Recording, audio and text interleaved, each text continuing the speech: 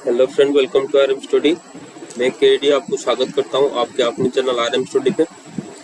तो जैसे कि मैं बताया हुआ था कि प्रीवियस ईयर का सेट मैं आपके लिए लेकर आऊंगा। ये वाला इसरो का प्रीवियस ईयर सेट है, जो कि आप देख सकते हैं कि टेक्नीशियन बी का ये वाला पेपर है आपका, जो कि इलेक्ट्रीशियन वालों के लिए है। सिर्फ जिस एग्जाम तो आपको पता है कि डिक्लेयर हो गया है, 4 तारीख को है आपका एग्जाम। तो इसके लिए आपका प्रिपरेशन भी जोरदार से होना चाहिए।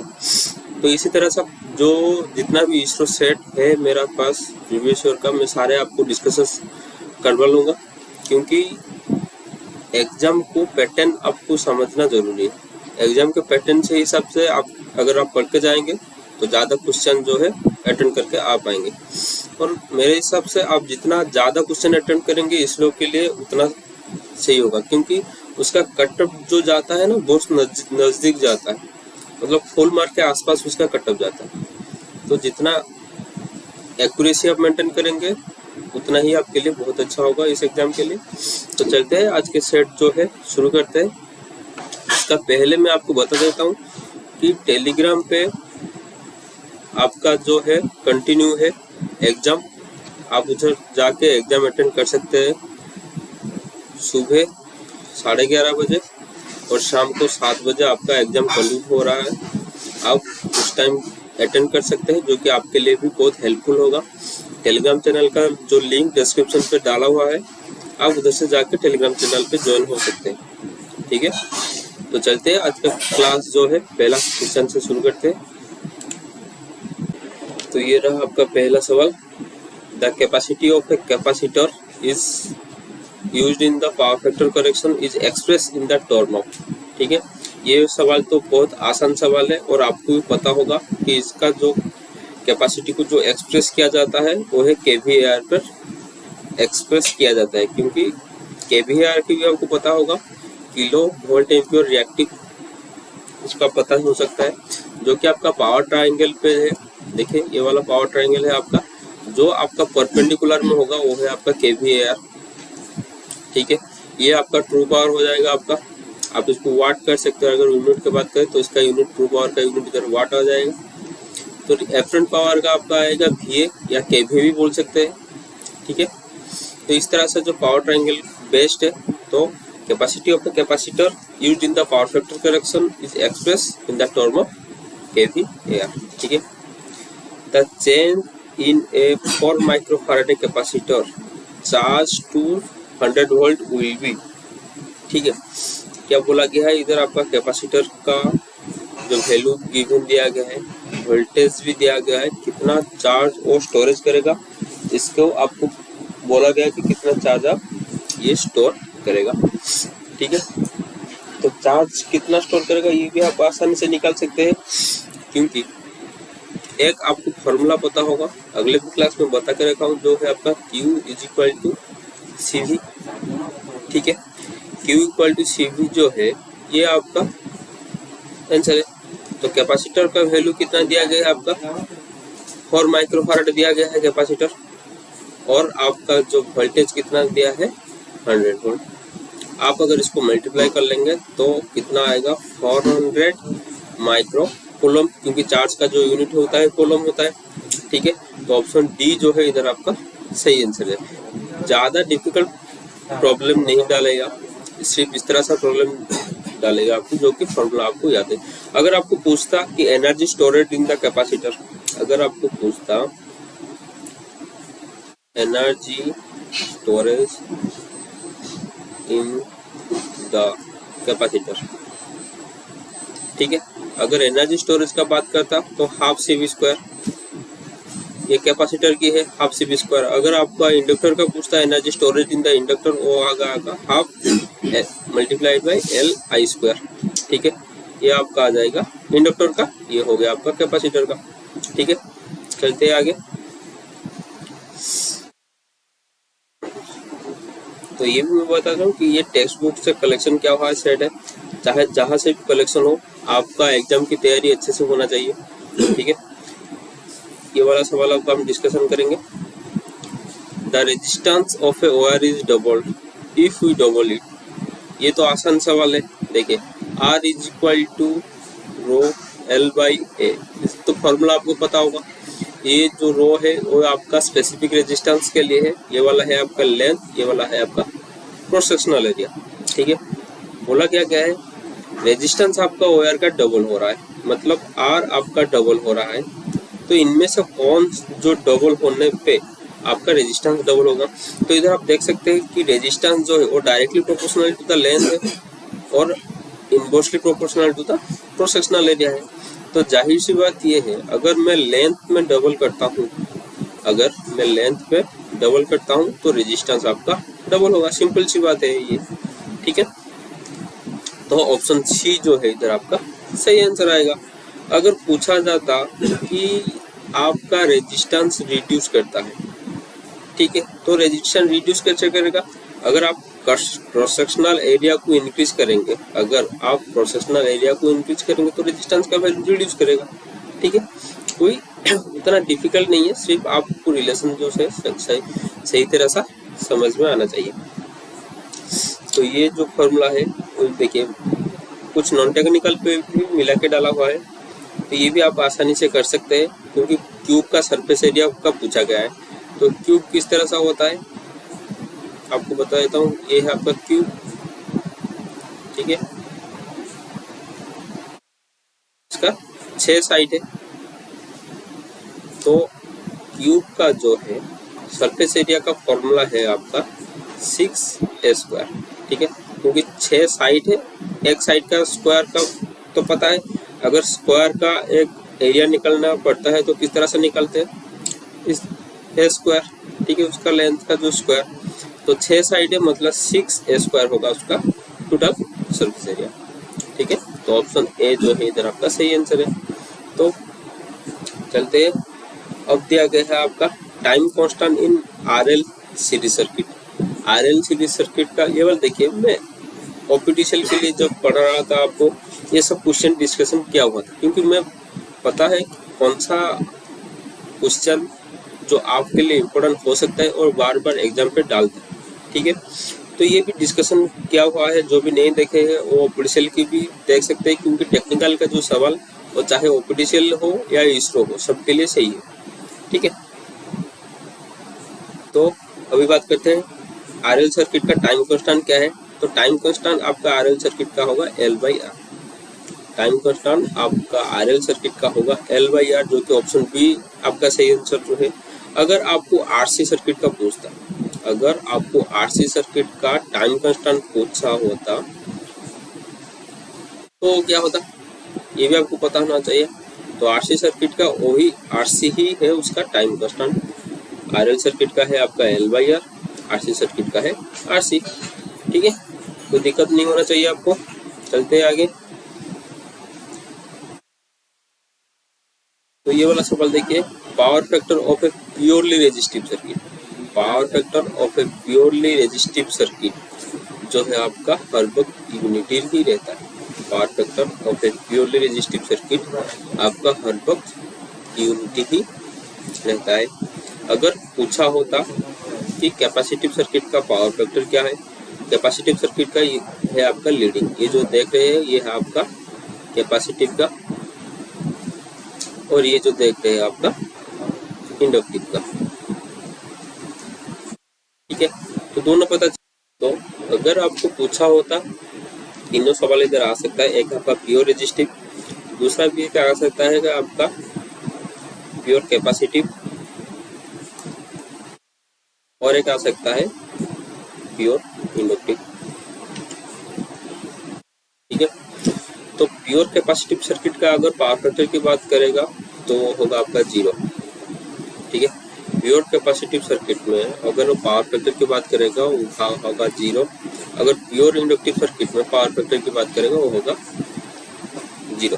ठीक है, ये दो चीज़ें याद करके रखिए, प्योर कैपेसिटिव हो या प्योर इंडक्टिव सर्किट हो, पावर फैक्टर उसका 0 ही आएगा।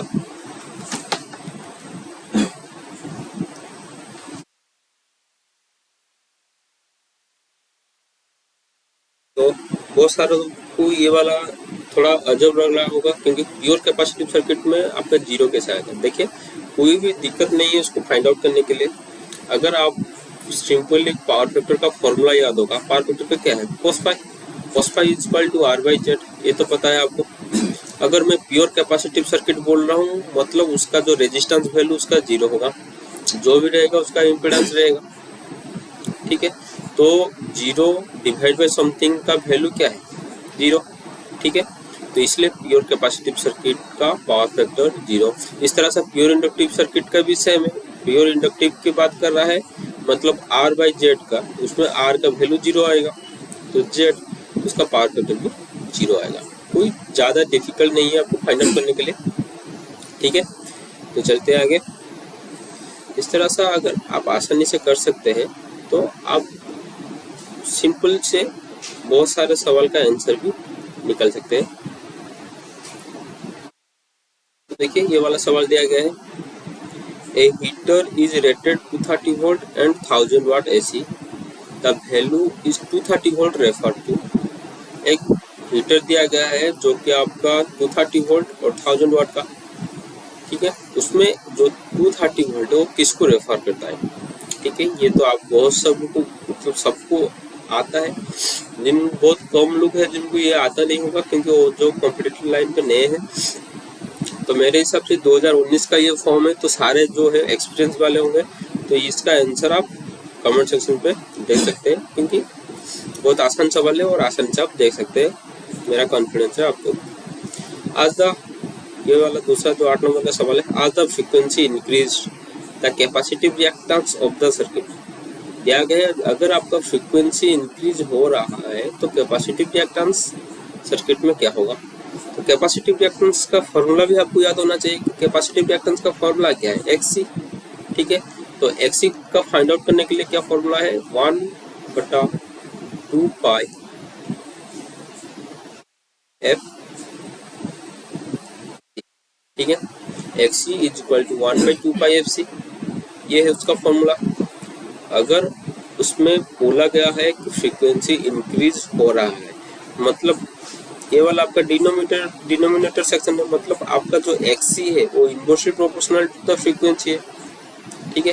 तो बोला क्या गया है अगर आपका फ्रीक्वेंसी इंक्रीज हो रहा है, अगर आपका फ्रीक्वेंसी इंक्रीज होगा है ये आपका इनवर्सली प्रोपोर्शनली है, तो आपका कैपेसिटिव रिएक्टेंस जो है डिक्रीज होगा, जाहिर सी बात, क्योंकि इनवर्सली प्रोपोर्शनली आपको इधर से पता चल सकता है आपको, ठीक है। तो ऑप्शन ए जो सही होगा आपका डिक्रीज। अगर आपका कैपेसिटिव रिएक्टेंस फाइंड आउट करने के लिए जो फॉर्मूला है उसमें अगर आपका फ्रीक्वेंसी इंक्रीज हो रहा है तो आपका कैपेसिटिव रिएक्टेंस जो है उसका वैल्यू डिक्रीज करेगा।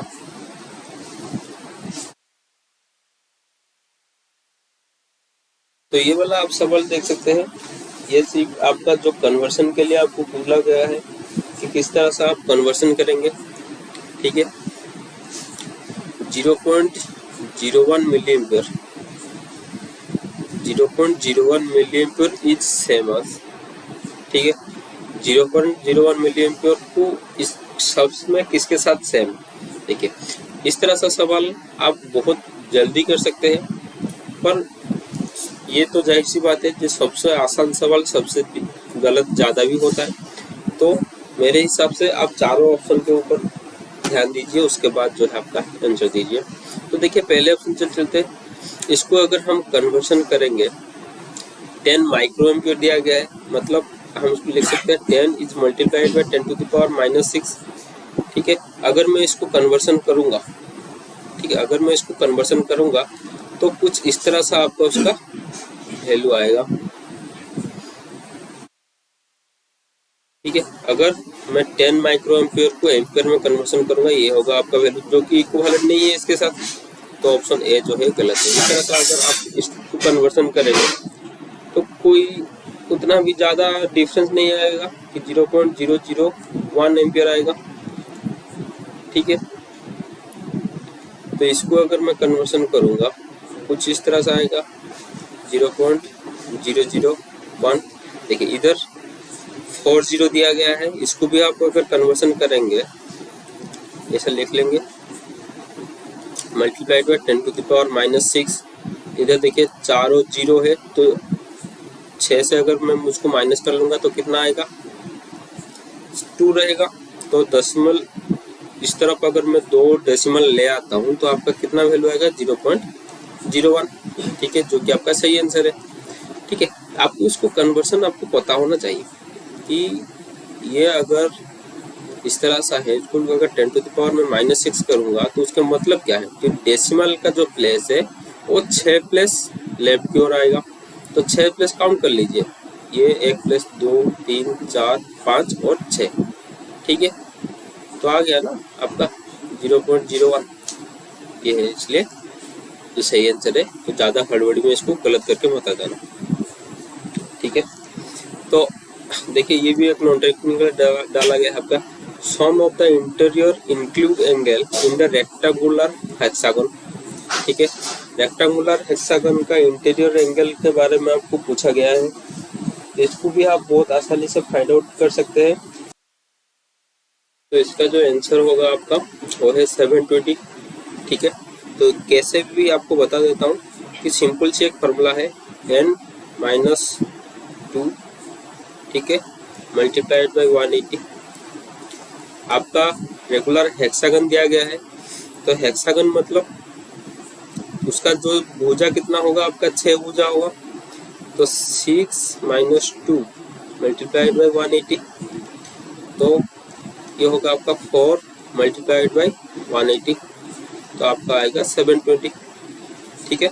तो ये है आपका बेस्ट फॉर्मूला, आप इसको नोट कर लीजिए, जो कि आप आसानी से निकाल सकते, कोई दिक्कत नहीं। आपका अगर ये हेक्सागन दिया गया, आपका पेंटागन अगर दिया गया होगा, आपका अगर पेंटागन दिया गया मतलब भुजा कितना होगा, उसका 5 भुजा है, तो 5 - 2 मल्टीप्लाइड बाई 180, ठीक है।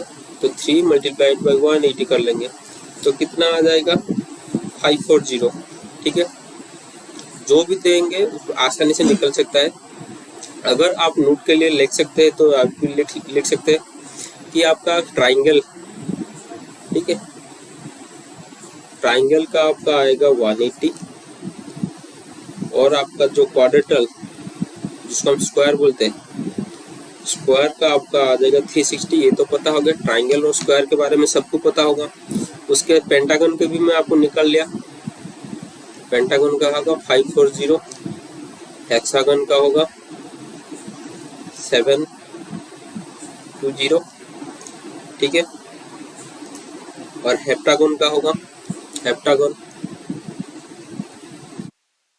हेप्टागन का भुजा कितना है ये भी आपको पता होना चाहिए, ठीक है। इसको मैं नहीं करता हूँ, तो आप बताइए कि हेप्टागन का भुजा कितना है, तो उसका इंटीरियर एंगल कितना होगा, आप उसको कमेंट सेक्शन पर डाल लीजिए, ठीक है। चलते हैं आगे, क्योंकि हमारा भी टाइम बहुत जा रहा है ज़्यादा। तो ये वाला सवाल देखिए, the current in RLC series circuit at resonance, ठीक है, the current in RLC circuit at resonance. तो रेजोनेंस कंडीशन में आपका करंट के बारे में पूछा गया है, तो रेजोनेंस कंडीशन पे जो करंट आपका मैक्सिमम होगा, ठीक है। The current in RLC circuit at resonance condition में आपका मैक्सिमम करंट होगा।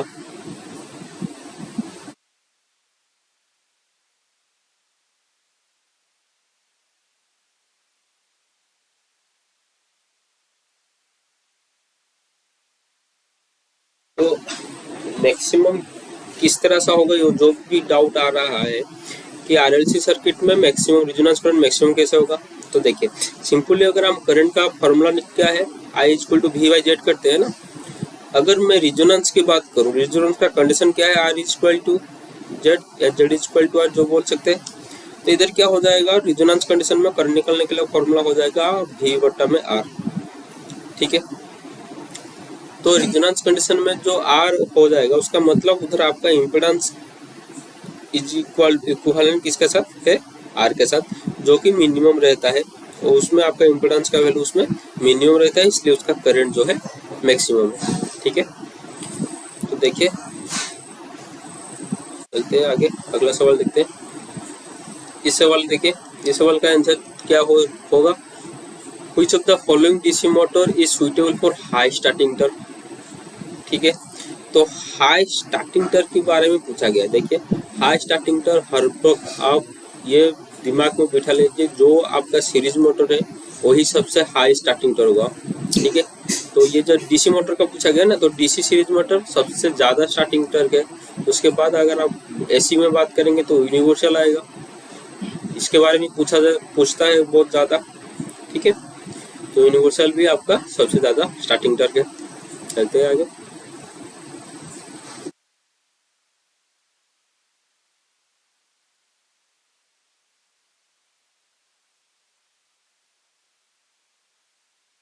The no load voltage of the generator is 230 volt and the rated load voltage is 200 volt. Then the voltage regulation is, ठीक है। तो voltage regulation की बात करता है, तो वोल्टेज रेगुलेशन की भी कुछ फॉर्मूला है। आपको ये पता होगा कि नो लोड वोल्टेज,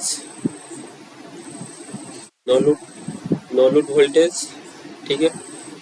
वीएन सिर्फ लिख लेता हूँ, no load voltage minus full load voltage divide by full load voltage, ठीक है। तो नो लोड वोल्टेज कितना है आपका 230 माइनस 200 डिवाइड बाई 200। तो सिंपल से आप कर सकते हैं इधर 30 डिवाइड बाई 200, ठीक है। तो अगर आप उसका सॉल्यूशन परसेंटेज में निकलना है, तो परसेंटेज में निकलने का मतलब उसका आपको 100 मल्टीप्लाई करना पड़ेगा। तो इसका 2 कट गया तो कितना आएगा आपका 15%, जो कि ऑप्शन सी में है आपका, ठीक है। ये आपका फॉर्मूला है no load voltage minus full load voltage divide by full load voltage, voltage regulation करने के लिए फॉर्मूला। अगर परसेंट पे करेंगे तो उसके साथ मल्टीप्लाई में आपको 100 करना पड़ेगा, ठीक है। तो 14 में क्या दिया गया है, the transformer oil used in the transformer provide, ये आपका होमवर्क है, ठीक है। आप उसको कमेंट सेक्शन पर जल्दी से डाल दीजिए। The internal resistance of an ammeter should be, ठीक है। आपका जो एमीटर है उसका इंटरनल रेजिस्टेंस क्या है पूछा गया है, ठीक है। तो आपको तो पता है एमीटर जो है आपका कौन सा मेजरमेंट करता है, करंट मेजरमेंट पर्पज के लिए आपका यूज होता है एमीटर। तो एमीटर किस तरह से भी यूज होता है आपको ये पता हो, क्योंकि एमीटर आपका हर वक्त सीरीज में कनेक्शन होगा। एमीटर आपका हर वक्त सीरीज में कनेक्शन होगा, जो करंट फाइंड आउट करने के लिए उसका जो सीरीज में कनेक्शन होता है, उसके लिए उसका इंटरनल रेजिस्टेंस उसका स्लो, मतलब बहुत लो होना चाहिए, वेरी स्मॉल, ठीक है। हेलो, तो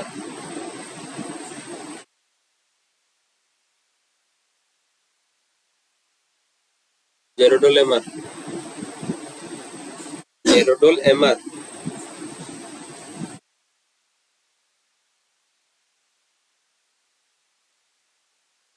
ओमेसडी,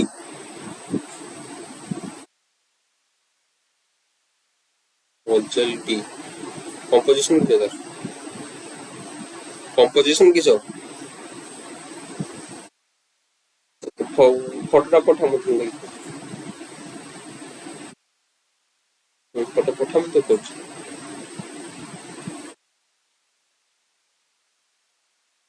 तो 19 नंबर सवाल देखिए, in a 2 watt meter method of measuring 3 phase power factor is 0.5 then 1 watt meter will read, ठीक है। तो बोला गया है क्या, तो 0.5 पावर फैक्टर, ठीक है। 0.5 पावर फैक्टर में क्या होगा, आपका जो 1 वाट मीटर जो है टोटल पावर शो करेगा, और दूसरा जो वाट मीटर है आपका 0 रीडिंग शो करेगा। तो इसमें तो बोला नहीं गया है कि कौन सा वाट मीटर, तो ऑप्शन में देखिए जो 0 है आंसर वही सही होगा आपका, क्योंकि आपका 1 वाट मीटर का रीडिंग जो है 0 शो करेगा, ठीक है। ऑप्शन बी आपका इधर सही आंसर है। और एक चीज, ये इसमें आपका जो होमवर्क है, इसमें जो आपका होमवर्क है ये वो है कि आपका इधर 0.5 का बोला गया है। आपको कमेंट सेक्शन में बताना है कि एवोव 0.5 पावर फैक्टर में वाट मीटर का रीडिंग किस तरह से आएगा। दूसरा है बिलो 0.5 में आपका कितना आएगा। तीसरा है यूनिटी में किस तरह से रीडिंग आएगी। ये तीनों आपका होमवर्क है, आप उसको देख के हम कमेंट सेक्शन पे डालिए। अगर याद नहीं है तो अगला क्लास में भी मैं आपको ये वाला सवाल करवा लूँगा। तो देखिए 20 नंबर सवाल, 1 माइक्रोन इज, ठीक है, 1 माइक्रोन का वैल्यू आपको क्या है तो पूछा गया है, वो है आपका सिंपल सी बात है, आप उसको कन्वर्सन कर लीजिए, क्योंकि 1 माइक्रोन मतलब 1 इज मल्टीप्लाइड बाय 10⁻⁻⁻6, ठीक है। पर इधर देखिए यूनिट किस में दिया गया है, mm में दिया गया है, ये जो मैं बोला आपको cm में बोल रहा हूँ, ठीक है। तो यूनिट कन्वर्सन करके आप ये वाला सवाल सॉल्व कीजिए। अगर सॉल्यूशन नहीं होता है, मैं बार बार बता रहा हूँ आपको, यूनिट कन्वर्सन आपको बहुत जो है इम्पोर्टेंट है, ठीक है। आप यूनिट कन्वर्सन के ऊपर ध्यान दीजिए ज़्यादा, ठीक है। तो दोस्तों आज का क्लास हम यहीं तक रखते हैं। तो छोटा छोटा सेक्शन करके आपको बताने से आपको भी ज़्यादा बोरिंग नहीं लगेगा, क्योंकि देखिए 20 सवाल हम डिस्कशन किए, 20 सवाल के अंदर आपका 50 से भी ज़्यादा जो चीज़ मैं आपको बता चुका हूँ, जो कि आपके एग्जाम के लिए भी इम्पोर्टेंट है, ठीक है। तो आज का क्लास यही ख़त्म करते हैं, मिलते हैं अगली क्लास में। इस सेशन में अगर आपको कोई भी चीज़ डाउट रहा या कुछ ज़्यादा चीज़ आपको जानना चाहिए तो आप उसको कमेंट सेक्शन पे सजेशन दे सकते हैं कि सर मेरे को वो चीज़ चाहिए, तो मैं ये वे आपको प्रोवाइड करवा दूंगा, क्योंकि आप एग्ज़ाम की बारी है, तो एग्ज़ाम आपके लिए बहुत इम्पोर्टेंट है। तो आज का सेशन यही ख़त्म करते हैं, मिलते हैं अगले सेशन में। जय जगन्नाथ, जय भारत।